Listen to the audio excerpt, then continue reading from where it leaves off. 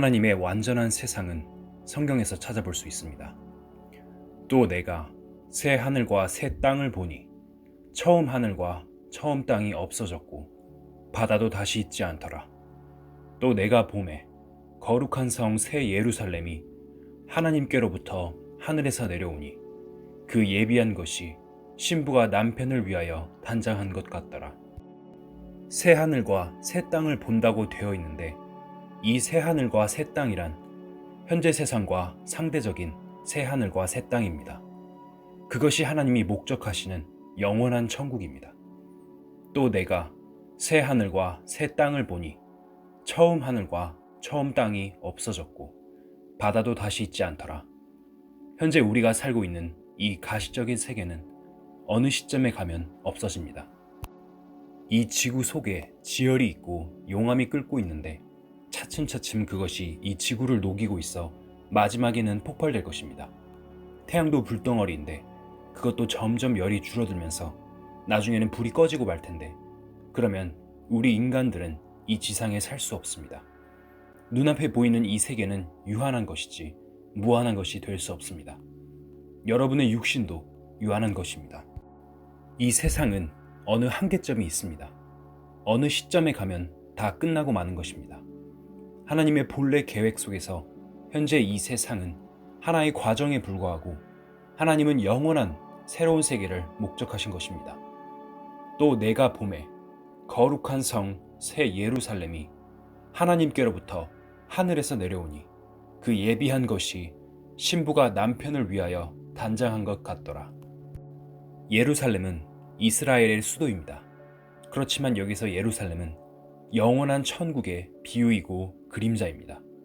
하늘로부터 예루살렘이 내려오는데 보니까 신부가 남편을 위해서 단장한 것 같았습니다. 신부와 남편의 관계가 무엇입니까?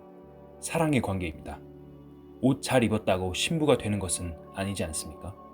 신랑 신부의 관계는 순전히 사랑의 관계입니다. 이 영원한 천국은 사랑이 완성된 세계를 말합니다. 완전한 사랑의 세계입니다. 내가 들으니 보좌에서 큰 음성이 나서 가로되 보라 하나님의 장막이 사람들과 함께 있음에 하나님이 저희와 함께 거하시리니 저희는 하나님의 백성이 되고 하나님은 친히 저희와 함께 계셔서 모든 눈물을 그 눈에서 씻기심에 다시 사망이 없고 애통하는 것이나 곡하는 것이나 아픈 것이 다시 있지 아니하리니 처음 것들이 다 지나갔음이로라. 여기에 하나님의 장막이 사람들과 함께 있다는 말씀이 나옵니다. 하나님이 저희와 함께 계신다고 했습니다. 이곳에서는 하나님과 인간이 실제로 함께 삽니다. 하나님의 사랑이 완성된 곳이기 때문에 하나님과 인간이 함께 사랑하면서 살 수 있는 곳입니다. 모든 눈물을 그 눈에서 씻기심에 다시는 죽음이 없고 사망이 없고 애통하는 것이 없고 곡하는 것이나 아픈 것이 없습니다. 따라서 전쟁, 미워하는 것, 굶주림도 없는 완전한 이상의 세계입니다. 하나님은 완전하신 분입니다. 그 하나님이 창조하시고 궁극적으로 목적하신 세계는 현재 우리가 살고 있는 이 세상이 아닙니다. 하나님의 목적은 완전한 세계를 창조하시는 것입니다. 그 세계는 죽음과 질병이 없고 배고픔도 없고 전쟁도 없고 다투는 것도 없고 죄가 없는 세상입니다. 하나님의 세계는 완전한 사랑의 세계입니다. 완전한 사랑의 세계에는 미움이 전혀 없습니다. 이렇게 전쟁이 없고 죄가 없는 세계를 창조해 가시는 과정이 현재인 것입니다. 그렇기 때문에 니체처럼 현실만 보고 하나님을 부정하는 것은 너무도 어리석은 일입니다.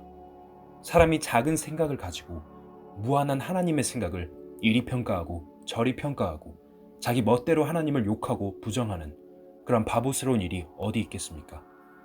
이 세상 인간들의 지능을 전부 다 합쳐도 하나님의 생각을 당할 수 없습니다. 하나님의 생각에 미칠 수 없습니다. 이 세상은 하나님의 무한하고 고상하고 가장 이상적인 생각 속에서 영원한 이상의 세계를 창조해가는 과정입니다. 문제는 이 영원한 사랑의 세계에 사람이 아무렇게나 갈 수 있는 것은 아니라는 겁니다. 어떻게 갈 수 있겠습니까? 하나님의 사랑을 깨달아야 갈 수 있습니다. 하나님의 사랑을 깨달을 때 하나님의 세계에 갈 수 있습니다. 예수 그리스도가 이 세상에 오신 목적이 무엇입니까?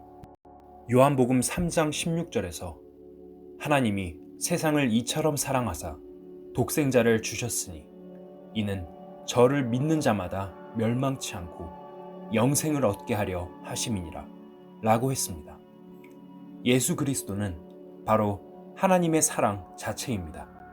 예수님은 하나님의 사랑이 하나의 인격체를 이루어 나타난 분입니다.